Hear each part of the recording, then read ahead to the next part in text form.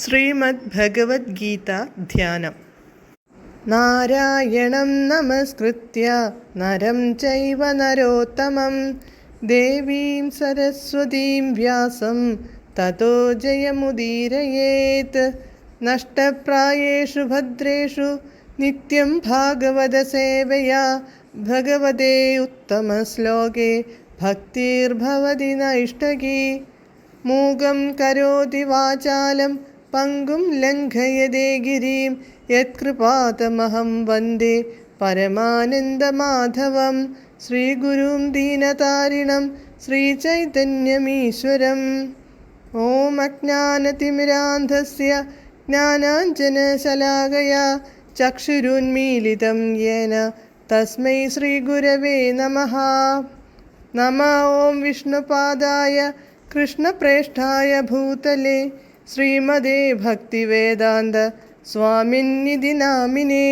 നമസ്തേ സാരസ്വതേ ദേവേ ഗൗരവാണി പ്രചാരിണേ നിർവിശേഷ ശൂന്യവാദി പാശ്ചാത്യദേശതാരിണേ.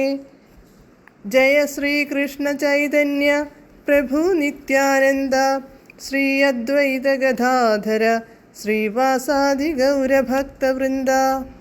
ഹരേ കൃഷ്ണ കൃഷ്ണ കൃഷ്ണ ഹരേ ഹരേ, ഹരേ രാമ രാമ രാമ ഹരേ ഹരേ. ഹരേ കൃഷ്ണ കൃഷ്ണ കൃഷ്ണ ഹരേ ഹരേ, ഹരേ രാമ രാമ രാമ ഹരേ ഹരേ. ഹരേ കൃഷ്ണ കൃഷ്ണ ഹരേ ഹരേ, ഹരേ രാമ രാമ ഹരേ ഹരേ. ഭഗവത്ഗീത യഥാരൂപം. അധ്യായം 11. വിശ്വരൂപം. ശ്ലോകം 45. Page number 609.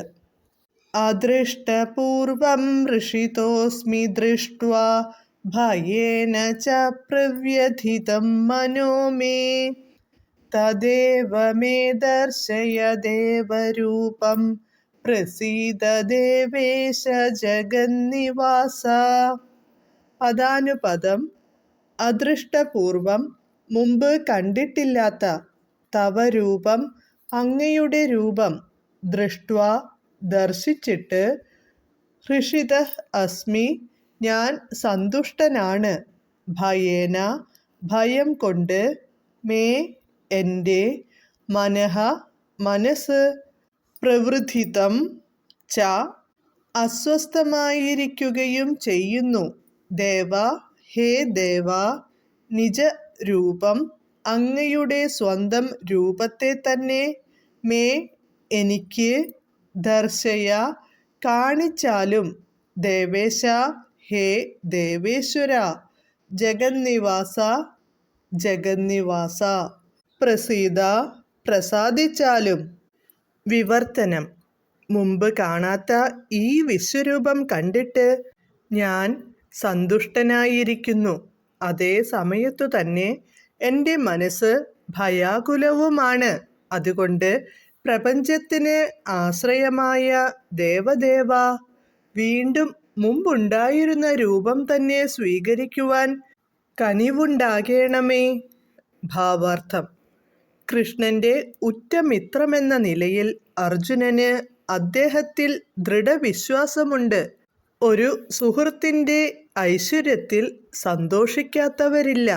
തൻ്റെ സുഹൃത്തായ കൃഷ്ണൻ പരമദിവ്യോത്തമ പുരുഷനാണെന്നും ആശ്ചര്യകരമായ വിശ്വരൂപത്തെ കാണിക്കാൻ അദ്ദേഹത്തിന് കഴിവുണ്ടെന്നും മനസ്സിലാക്കിയ അർജുനൻ വളരെ സന്തുഷ്ടനായി. പിന്നീട് കലർപ്പില്ലാത്ത മൈത്രി ബന്ധത്താൽ തന്നെ എത്രയെത്ര തെറ്റുകൾ താൻ കൃഷ്ണനോട് ചെയ്തു പോയിരിക്കാമെന്നോർത്ത് അദ്ദേഹം ഭയാക്രാന്തനാകുന്നു. ഭയക്കേണ്ടുന്ന കാര്യമില്ലെങ്കിൽ കൂടി അദ്ദേഹത്തിൻ്റെ മനസ്സ് ആകുലമായി തീർന്നു. അതുകൊണ്ടാണ് നാരായണ രൂപം കൈക്കൊള്ളുവാൻ കൃഷ്ണനോട് അപേക്ഷിക്കുന്നത്. അദ്ദേഹത്തിന് ഏതു രൂപവും എടുക്കാമല്ലോ. ഭൗതികലോകം ക്ഷണികമാണ്, അതുപോലെ ക്ഷണികമാണ് ഭൗതികമായ വിശ്വരൂപവും.